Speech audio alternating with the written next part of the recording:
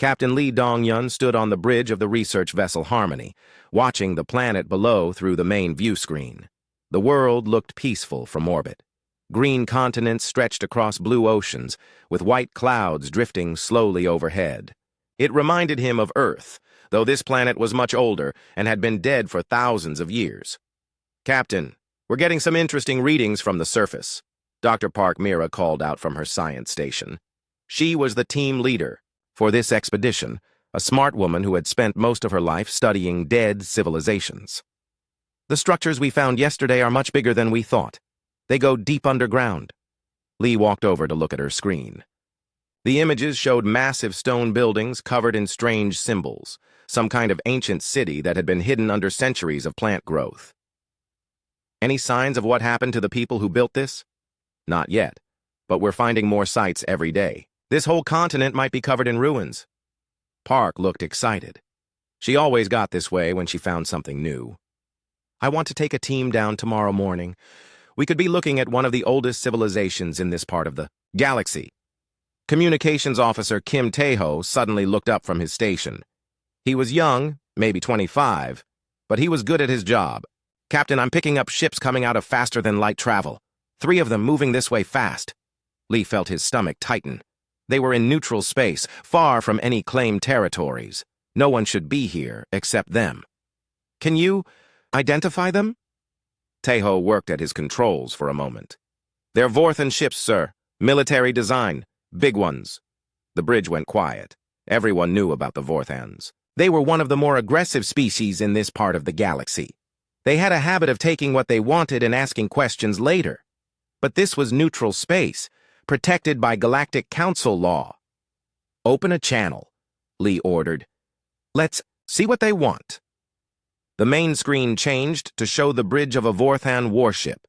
The alien commander was tall and covered in gray scales. His eyes were small and mean-looking. When he spoke, his voice was rough and threatening. "Human vessel, I am Commander Veltar of the Vorthan Collective. You are in our space. Leave now or face the consequences." Lee stepped forward. He had dealt with difficult aliens before, but he had never liked being threatened. "Commander, this is Captain Lee Dong-yun of the Terran research vessel Harmony. We are in neutral space conducting legal scientific research under Galactic Council authority. We have every right to be here."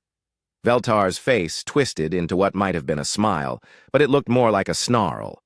"The Galactic Council has no power here, human. This system belongs to us now.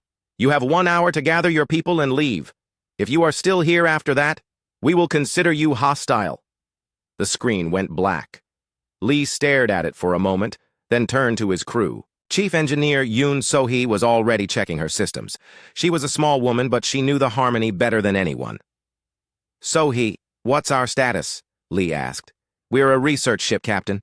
We have shields and some defensive weapons, but nothing that could fight 3 Vorthan warships." She looked worried. "We're fast, though. We could try to run."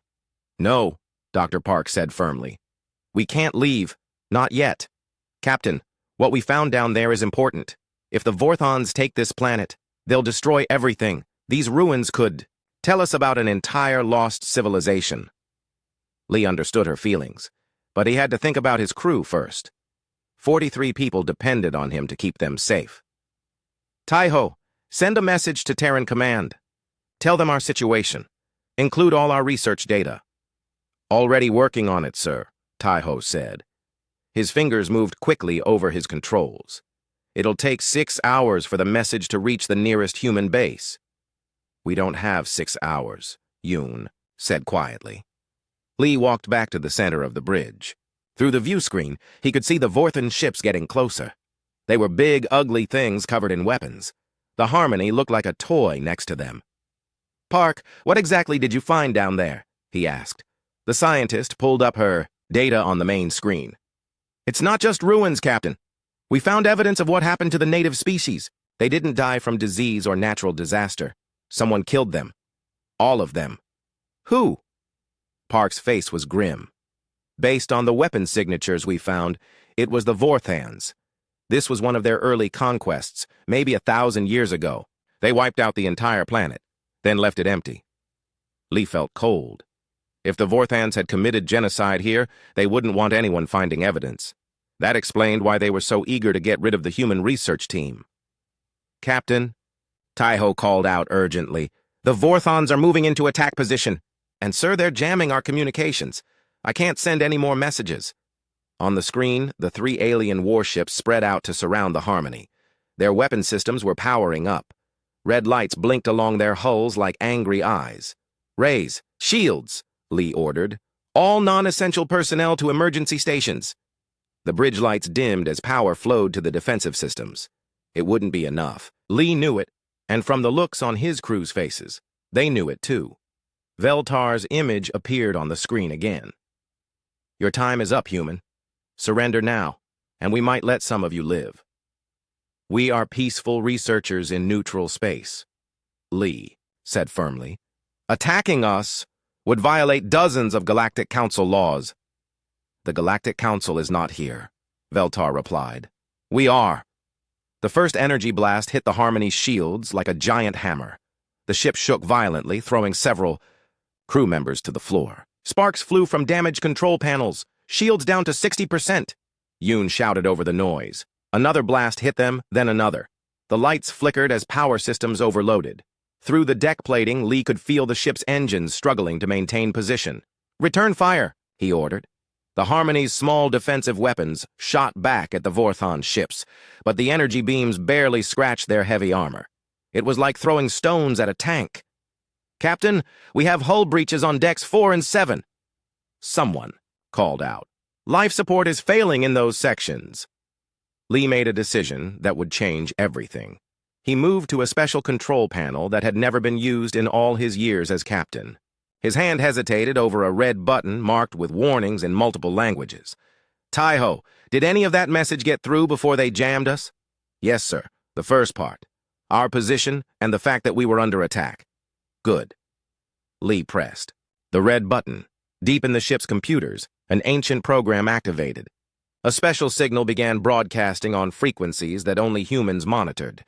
It was a simple message, repeated over and over. "Human ship under attack. Deathworld protocols authorized." As more Vorthan weapons fire pounded the Harmony, Lee looked at his crew. They were scared but still at their posts, still doing their jobs. They trusted him to find a way out of this. He just hoped help would come in time. Admiral Han Kyung-min was drinking his morning coffee when the alert came through. The emergency signal made his cup shake in his hands as every screen in his office turned red. He had been commanding the 7th Battle Group for 15 years, but he had never seen this particular alarm before. The message was short and simple. "Human research vessel under attack. Deathworld protocols activated. Kepler sector. Immediate response required." Han set down his coffee and pressed his communication button. "All senior officers to the command center. Now." Within minutes, his top staff filled the room. Colonel Choi Ji-won arrived first, still in her exercise clothes. She commanded the Special Forces units attached to the fleet. Fleet Intelligence. Officer Lim Hyun-woo came running from his office with data tablets in both hands. "What's the situation?" Han asked. Lim pulled up a star map on the main screen. The research ship Harmony sent an SOS from the Kepler 442 system. They reported being attacked by Vorthon forces in neutral space. Then their communications went dead. "How many ships?" Colonel Choi asked. "Unknown. But the Harmony is just a research vessel. 43 crew members. Light defensive weapons only." Lim looked grim. "If the Vorthons are willing to attack in neutral space, they must want something badly." Han stared at the map. The Kepler sector was 6 hours away at maximum speed. "When was the last time humans were attacked in neutral space?" 137 years ago, Lim replied. "Immediately. The incident at Wolf 359 that led to the Treaty of Non-Aggression. Everyone in the room knew that story. It was the reason humans had spent over a century pretending to be peaceful explorers instead of the warriors they really were. But if someone had broken that treaty, everything would change." "Sir," Colonel Choi said quietly, "if we respond with full force, we'll reveal our true capabilities. The whole galaxy will know what we've been hiding." Han nodded. It was true. For more than a century, humans had carefully shown only their smallest, weakest ships to other species. They had built a reputation as harmless scientists and traders. Most aliens had no idea that Earth had been preparing for war this entire time. "Contact President Kang," Han ordered. "She needs to make this decision." The call connected quickly. President Kang Mina appeared on the screen looking tired but alert. She was in her private office, probably woken up by the same alarms that had alerted Han. "Admiral, I've seen the reports. What are you recommending?" Han took a deep breath. "Madam President, 43 humans are under attack by Vorthon forces. The enemy has violated neutral space and broken the Treaty of Non-Aggression. I recommend we respond with overwhelming force." "That would mean revealing our military capabilities to the entire galaxy," President Kang said. "Are you sure that's what we want?" "Madam President, with respect, that decision was made the moment the Vorthons opened fire on our people. We can either respond now and show our strength, or we can let them die and show our weakness." President Kang was quiet for a long moment. Then she nodded. "Do it. Save our people. Show the galaxy what happens when someone attacks humans." The connection ended. Han turned to his staff. "All right, people. Colonel Choi, prepare your Marines for combat operations. Lim, I want everything we know about Vorthon military capabilities, and get me Admiral Song on the secure channel." "Admiral Song?" Lim looked surprised. "The Ghost Fleet?" Han smiled grimly. Admiral Song commanded the most secret part of human space forces. Ships that didn't officially exist, using technology that other species couldn't imagine. If they were going to reveal human military power, they might as well do it properly. The next hour was controlled chaos. Orders went out to bases across human space. Ships that had been hiding in empty star systems for decades suddenly came alive. Crews that had trained their whole lives for this moment ran to their stations. In the Kepler sector, the battle continued. The Harmony was barely holding together under Vorthon fire. Captain Lee had managed to get most of his crew to the protected sections of the ship, but they were running out of time. "Hull breach on Deck 3, Engineer Yoon reported. Her voice was calm, but her hands shook as she worked at her controls. "I've sealed it, but we can't take much more of this." Dr. Park looked up from her station. "Captain, I've managed to upload all our research data to the emergency beacon. If we don't make it out, at least the evidence of what the Vorthons did here will survive." Through the view screen, they could see the Vorthon ships moving closer. Commander Veltar was probably planning to board their ship soon. Everyone knew. "What happened to prisoners taken by the Vorthans?" "Sir," Communications Officer Kim Taeho said suddenly, "I'm getting something on the emergency frequencies. It's faint, but it's definitely a human signal." "What does it say?" Lee asked. "Just 2 words, sir."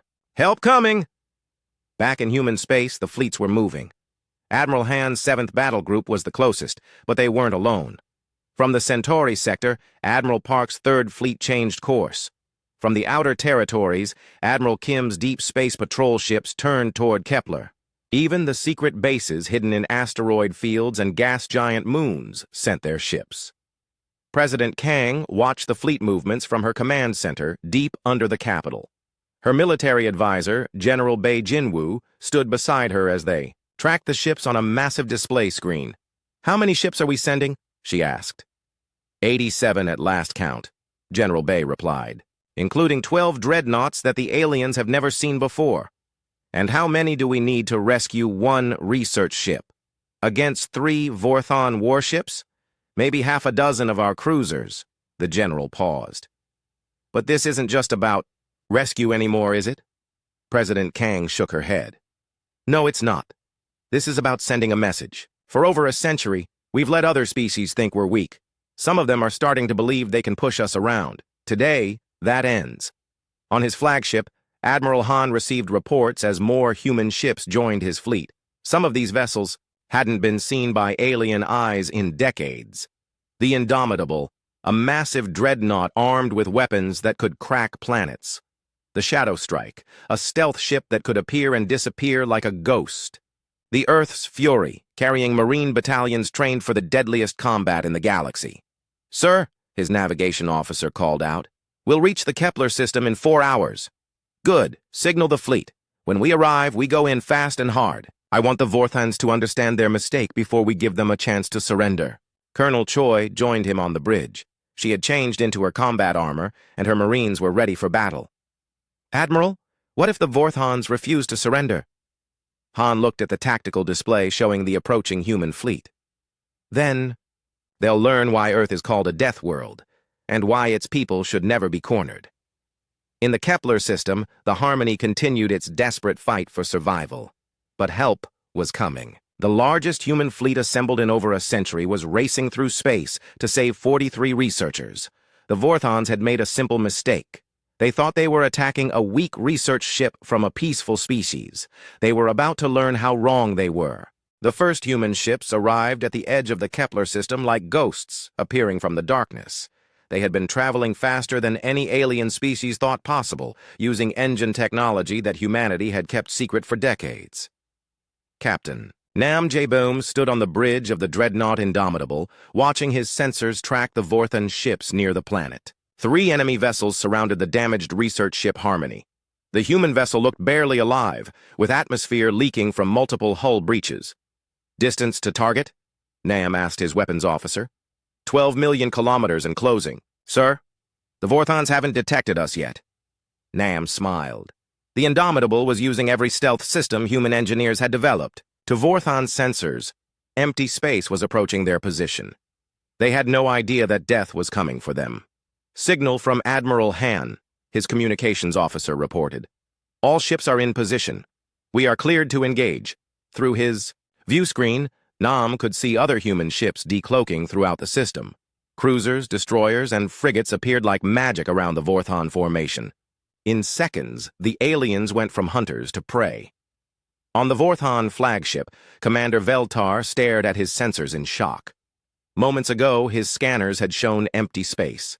Now they detected dozens of human warships, all larger and more heavily armed than anything in his intelligence reports. "Where did they come from?" he demanded. His sensor officer was frantically checking his equipment. "I don't know, sir. They just appeared. Our sensors never detected their approach." "How many ships?" 47 at last count, sir. And more are still decloaking." Veltar felt cold fear creep up his spine. His intelligence had said humans were weak, with only light patrol ships and research vessels. These massive warships didn't match any known human designs. A communications signal came through on all frequencies. The voice was calm and professional, but carried the weight of absolute authority.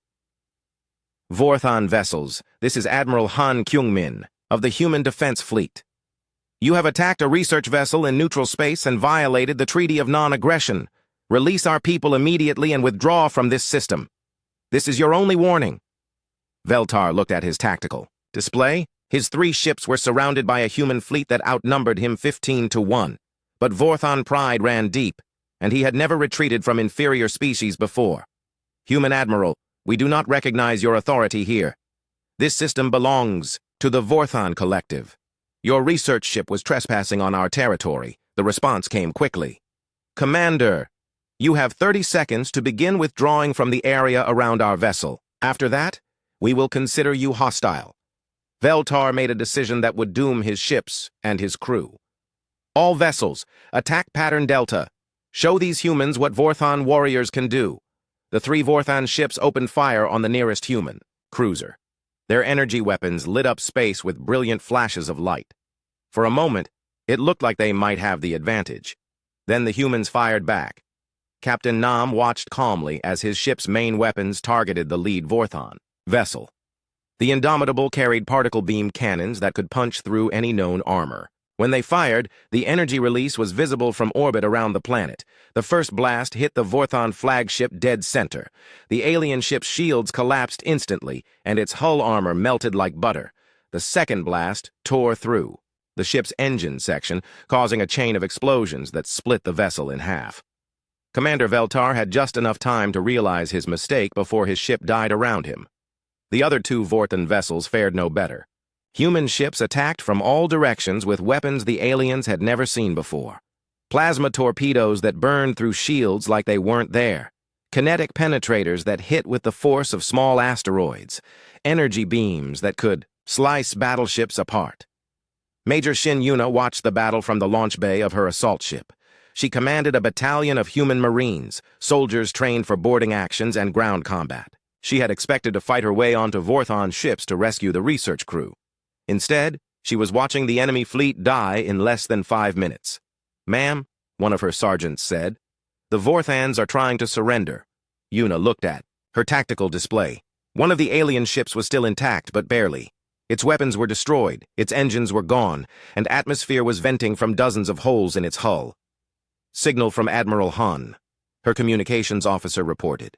"We're to secure any survivors for questioning. The Admiral wants to know how many other alien species think they can attack humans with impunity." The battle was over, but the rescue was just beginning. The research ship Harmony was in bad shape. Half its systems were offline, and several sections had lost life support completely. Captain Lee Dong-hyun sat in his damaged command chair, hardly believing what he was seeing through his cracked view screen. The Vorthon fleet that had been pounding his ship was gone, replaced by dozens of human warships unlike anything he had ever seen. "Captain," Communications Officer Kim Tai-ho called out, his voice filled with amazement, "I'm getting a signal from the lead ship. They're asking for our status." "Tell them we're alive but need immediate assistance," Lee replied. "And Tai-ho, ask them where all these ships came from." Dr. Park Mira looked up from her science station. She had been working frantically to keep their research data safe during the battle. "Captain, are you seeing this? These ships are using technology I've never encountered before, some kind of advanced energy manipulation, and their hull materials are beyond anything in our public databases." Engineer Yoon Sohee was already talking to the human fleet about emergency repairs. "Sir, they're sending over engineering teams. And Captain, they say they have medical facilities that can treat our wounded better than anything we have." Within an hour, the area around the Harmony was filled with activity. Human rescue ships moved carefully around the damaged research vessel, cutting through twisted metal to reach trapped crew members. Medical teams in advanced suits worked to stabilize the injured. Engineering crews began the delicate work of making the ship space-worthy again. Dr. Oh Seung-ho, a military xenopsychologist from Admiral Han's flagship, studied the wreckage of the Vorthon ships. His job was to understand alien thinking and find ways to prevent future conflicts. "The Vorthons made a critical error in judgment," he reported to Admiral Han. "Their intelligence about human capabilities was completely wrong. They thought they were attacking a defenseless research ship from a weak species." "How wrong were they?" Han asked. "Catastrophically wrong, sir. Based on intercepted communications, they expected light resistance at most. Instead, they triggered the largest human military response in over a century." Han nodded. "And now the whole galaxy will know about it. Other species will be asking questions about where these ships came from and what else we've been hiding." Through the bridge windows, he could see more human ships arriving in the system. The rescue operation was turning into a demonstration of power that would be talked about across the galaxy for years to come. On the planet below, automated probes were already investigating the ancient ruins that Dr. Park had discovered. The evidence of Vorthon war crimes would be preserved and presented to the Galactic Council. But more importantly, every species in the galaxy would soon learn a new lesson about humanity. They had spent over a century thinking humans were peaceful explorers. Today, they discovered the truth about Deathworlders. The medical bay on Admiral Han's flagship was busy with activity. Chief Medical Officer Bae Soo-jin worked carefully on the injured crew members from the Harmony. Some had broken bones from the battle, others had breathing problems from the damaged. "Life support systems, how are they doing?" Admiral Han asked as he visited the medical bay. "They'll all recover," Dr. Bae replied, checking her tablet. "But Captain, some of these injuries tell a story.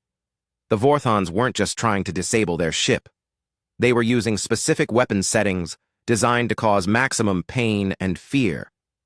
Han felt his jaw tighten. "They were torturing them." "Yes, sir. And based on the weapon signatures, this was planned. The Vorthons knew they were attacking humans, and they knew exactly how to hurt us most effectively." In another part of the ship, Galactic Council Representative Zilhan was trying to understand what had just happened. The tall, blue-skinned alien had arrived expecting to mediate a simple border dispute. Instead, he found the wreckage of 3 Vorthon warships and a human fleet that shouldn't exist. "Admiral Han," Zilhan said as they met in the conference room, "I need to understand the situation here. My records show that humans have only light patrol vessels and research ships. Yet, I count over 60 warships in this system. some of them larger than anything in Galactic Council databases. Han looked at the alien representative calmly. Representative Zilhan. Humans have been part of the Galactic Council for 150 years. In all that time, have we ever started a war? No, you have not. Your species has a reputation for peaceful exploration and scientific research. That's correct. We choose peace whenever possible. But choosing peace is not the same as being unable to fight. Han activated a wall display showing the human fleet. What you see here is what happens when someone attacks our people. Zilhan studied the ships through the view screen. These vessels use technology I don't recognize. How long have you had these capabilities? Since before we joined the Galactic Council. We just saw no reason to show them off. In the Harmony's damaged science lab, Dr. Park Mira was working with war historian Kim Do-hyun to document everything that had happened. Kim had arrived with the rescue fleet, carrying recording equipment and official documentation. Dr. Park, can you explain what you discovered on the planet's surface? Kim asked, his recording device capturing every word. We found evidence of systematic genocide, Park replied, her voice filled with controlled anger. The Vorthans didn't just conquer this world, they hunted down every single native being and killed them. Men, women, children, even the animals. Then they strip-mined the planet and left. How long ago did this happen? Based on our analysis, approximately 1,000 years ago, this was one of the Vorthans' early expansion campaigns. Park pulled up holographic images of the ruins. The native species tried to hide in underground cities. The Vorthans found them anyway and used chemical weapons to kill everyone. Kim nodded grimly. And the Vorthans attacked you because you found this evidence. They couldn't let this information reach the Galactic Council. It would prove they've been committing war crimes for centuries. Across the system, Commander Park Ji-hoon was leading a detailed search of the Vorthan shipwreckage. He was Captain Lee's son, though they hadn't seen each other in 2 years due to their different assignments. Now he was working to save his father's research mission. Sir, one of his technical specialists called out, we're finding extensive records in the Vorthan databases. It looks like this wasn't an isolated incident. Ji-hoon moved over to look at the recovered data. What do you mean? The Vorthans have detailed files on dozens of species they've eliminated over the past millennium. And, sir, they have files on us, too. Very detailed files. The young commander felt cold. What kind of files? Strategic analysis of human weaknesses. Psychological. Profiles of how to break human prisoners. Plans for attacking human colonies. The specialist's voice was quiet. Sir, they've been planning to attack us for years. This incident at Kepler was supposed to be a test. A test of what? How humans would respond to an attack on a lone research ship. They wanted to see if we were really as peaceful as we appeared. Ji-hoon immediately contacted Admiral Han with the information. Within hours, the evidence was being transmitted to human command centers across the galaxy and to the Galactic Council. President Kang received the data in her secure command center on Earth. General Bay stood beside her as they reviewed the Vorthan files. Madam President, this changes everything, General Bay said. The Vorthans weren't just being aggressive, they were testing us as preparation for a full invasion. How many human colonies were on their target list? All of them. Every human settlement, research station, and mining colony in this part of the galaxy. They had detailed attack plans. President Kang was quiet for a long moment. Then she activated the communications system. Get me the Vorthan High Command. I want to speak to their supreme leader directly. The call connected after several minutes of diplomatic channels. Supreme Leader Gorthmar appeared on the screen, his reptilian face showing no emotion. Human President, I understand you have destroyed 3 of our ships in an unprovoked attack. Unprovoked. President Kang's voice was dangerously calm. Supreme Leader, we have recovered your military files. We know about your plans to invade human space. We know about the genocide you committed in the Kepler system, and we know that attacking our research ship was a test of our defenses. For the first time, the Vorthan leader looked uncertain. I don't know what you think you found, but the Vorthan Collective will not be threatened by a minor species. Minor species? President Kang smiled, but it wasn't a friendly expression. Supreme Leader, let me show you something. The screen changed to show a star map of human space. But instead of the small territory other species thought humans controlled, it showed the truth. Hundreds of star systems with military bases, shipyards, and defensive installations. A network of hidden facilities that covered half the galaxy. This is human space, Supreme Leader, the real human space. Every red dot is a military installation that your intelligence never found. Every blue dot is a shipyard building vessels, like the ones that destroyed your ships today. Gorthmar stared at the map in shock. Impossible. Our scouts would have detected such installations. Your scouts saw exactly what we wanted them to see. For over a century, we've been letting other species underestimate us. We preferred peace, so we hid our true strength. President Kang's expression hardened. But you've forced us to reveal ourselves. Back in the Kepler system, Captain Lee was finally well enough to walk around his damaged ship. His son, Jihoon, had come aboard to help with the repairs and to see his father. Dad, are you all right? Jihoon asked as they met in the ship's corridor. I'm fine, son. Just tired. Lee looked around at the repair work being done by human engineering teams. I've been captain of this ship for 12 years, and I never knew we had vessels like these. Most of us didn't know. The military kept it secret to maintain our peaceful reputation. And now? Jihoon looked through a porthole at the massive human fleet surrounding them. Now the whole galaxy knows what we're really capable of. The question is, what happens next? Dr. Park joined them, carrying a data tablet with her research results. Captain, I've been analyzing the evidence we collected. What the Vorthans did here was just the beginning. They've been planning systematic attacks on peaceful species for decades. But they made one mistake, Lee said quietly. What's that? They thought we were actually peaceful. He looked at his son, then at the powerful warships protecting his research vessel. They forgot that choosing not to fight is different from being unable to fight. The revelation was spreading across the galaxy. Other alien species were learning that the quiet, scientific humans they had known for over a century were something much more dangerous. Earth had kept its secrets well. But now the Deathworld's children were showing their true nature. 1 year later, Captain Lee Dong-yun stood on the observation deck of the Galactic Council Station, looking out at the memorial that had been built in space near the Kepler system. The structure was made of metal salvaged from the destroyed Vorthon. Ships, shaped into a ring that would orbit the dead planet forever. He was no longer captain of the Harmony. The research ship had been repaired and given to a younger officer. Lee now wore the uniform of a diplomatic ambassador, representing humanity in its new role as a major galactic power. The memorial looks good, Dr. Park Mira said as she joined him at the observation window.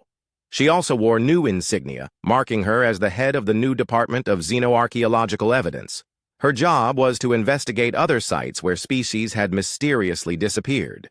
Any word on the latest investigation? Lee asked. We found 3 more worlds where the Vorthans committed genocide. The evidence is being presented to the Galactic Council next week. Park's voice was sad but determined. The Kepler discovery was just the beginning. They've been doing this for over 1,000 years. Below them in the station's main assembly hall, representatives from dozens of species were debating the new reality of galactic politics. The revelation of human military power had changed everything. Species that had been planning their own expansion wars suddenly found themselves reconsidering those plans. President Kang entered the observation deck, followed by Admiral Han and General Bei. The president looked tired but satisfied. The past year had been the busiest of her political career. How are the negotiations going? Lee asked. Better than expected, President Kang replied. The Vorthon Collective has agreed to all our demands: complete withdrawal from 37 star systems, reparations to the families of their victims, and permanent Galactic Council monitoring of their military. And Supreme Leader Gorthmar?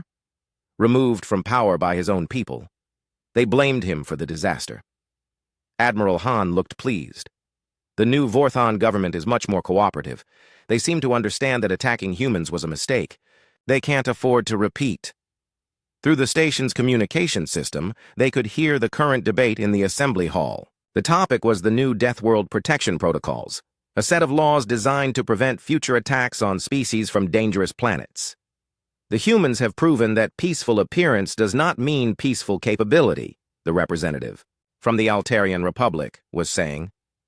We must revise our understanding of military threat assessment. Lee smiled. A year ago, most galactic species thought humans were harmless researchers. Now they knew better. Sir, communications officer. Kim Tai-ho approached the group. He had been promoted to senior communications specialist and assigned to the diplomatic mission. I'm receiving reports from the outer sectors. The patrol fleets are reporting normal activity. No aggressive moves by any major powers. That was the real success of the past year. After the Kepler incident, human fleets had taken up permanent patrol routes throughout neutral space and along the borders of human territory. The message was clear. Attacking humans would bring swift and overwhelming retaliation. Colonel Choi Ji-won appeared in the corridor, walking with someone Lee hadn't expected to see. It was Zilhan, the Galactic Council representative who had witnessed the battle at Kepler. Ambassador Lee, Zilhan said, using Lee's new title. I wanted to speak with you before the memorial ceremony tomorrow.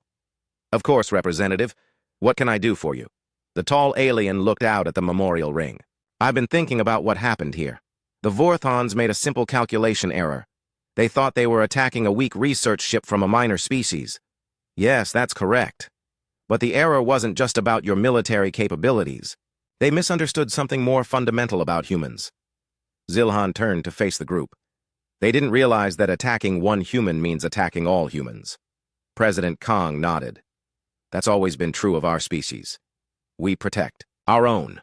Most species don't work that way. If someone attacked one of our research ships, we might send a small rescue force. We wouldn't mobilize our entire military. Zilhan paused. The Vorthons expected a limited response to a limited attack. Instead, they triggered something they couldn't control. In the assembly hall below, the debate continued. The representative from the Centauri Federation was speaking now. The human response to the Kepler incident has fundamentally altered the balance of power in this part of the galaxy. We must all adjust our policies accordingly. Engineer Yoon So-hee, now the head of Human Fleet Engineering, joined the group on the observation deck. She carried a data tablet showing the current status of human ship construction. Madam President, the new shipyards are ahead of schedule. We'll have 50 new vessels online by the end of next year. Are they still asking about our technology? President Kang asked. Every day. The Galactic Council wants to know how we built ships that advanced without anyone noticing. I keep telling them the same thing. We've been working on this for over a century. That was the truth, though not the complete truth.